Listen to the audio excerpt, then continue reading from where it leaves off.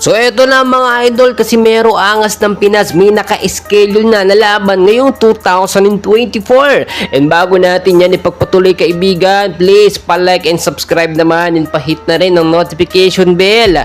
Maraming salamat po. Mga kaibigan, kitang-kita naman yung paghahandang ginagawa ngayon ni Angas ng Pinas sa kanyang mismong page, no? Sa kanyang FB page, yung kanyang daily routine na training. At kung makikita nyo, mabigat yung training na kanyang ginagawa.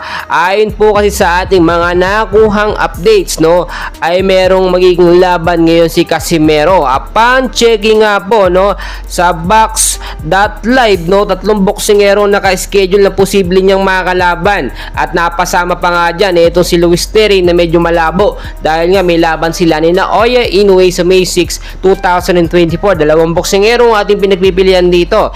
Ito si Gary Antonio Russell, mga kaibigan, no, at kung makikita nyo sa edad na 31, medyo mas bata ito kay Casimero, mga kaibigan.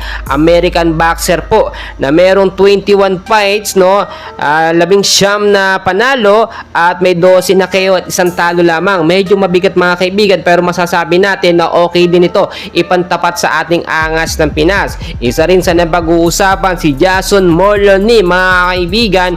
Medyo mabigat din ito. Meron po siyang 19 KOs at 2 knockout. So medyo mas magaling din to, malakas-lakas din, at sabihin na nating mabigat din na kalaban ng ating pambato na si Casimero Angas ng Pinas.